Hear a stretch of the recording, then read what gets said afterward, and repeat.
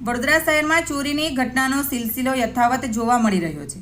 ગઈકાલે માંજલપુર વિસ્તારમાં લાખોની ચોરીની ઘટના સામે આવી હતી, ત્યારે આજે વધુ એક ગંભીર બનાવ બાપોદ પોલીસ સ્ટેશન હદમાં આવેલા આજવા રોડ હરી ટાઉનશીપ પાસે આવેલી ફોનબુક મોબાઈલ શોપમાં બન્યો છે।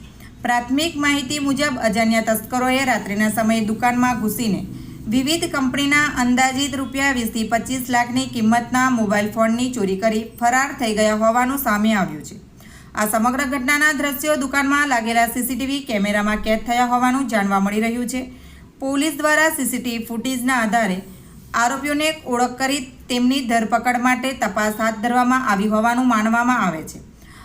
આ ઘટના અનેક ગંભીર પ્રશ્નો ઊભા કરે છે। શહેરના મુખ્ય માર્ગ પર આવેલી વ્યાપારી સંસ્થામાં આટલી મોટી ચોરી થવી પોલીસના રાત્રિ પેટ્રોલિંગ, બંદોબસ્ત અને ગુનાખોરી નિયંત્રણની કામગીરી સામે ગંભીર સવાલો ઊભા કરે છે। જો મુખ્ય માર્ગ પર આવેલી દુકાનો પણ સુરક્ષિત ન હોય તો સામાન્ય નાગરિકોની સુરક્ષા અંગે પ્રશ્નો સ્વાભાવિક રીતે ઊભા થાય છે। હાલ સમગ્ર મામલે બાપોદ પોલીસ દ્વારા ગુનો નોંધવાની અને આરોપીઓને ઝડપી પાડવા માટે વિવિધ દિશામાં તપાસ હાથ ધરવામાં આવી રહી છે। સીસીટીવી ફૂટેજ તથા અન્ય ટેકનિકલ પુરાવાના આધારે આરોપીઓને કાયદાની પકડમાં લાવવા માટે કાર્યવાહી તેજ કરવામાં આવે તેવી વેપારીઓ અને સ્થાનિકોમાં માંગ ઉઠી રહી છે।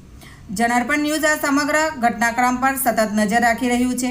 પોલીસ તપાસમાં જે પણ નવા ખુલાસા સામે આવશે તે અંગેના અપડેટ્સ સૌથી પહેલાં આપ સુધી પહોંચાડવામાં આવશે। તો જોતા રહો જનાર્પણ ન્યૂઝ વડોદરા।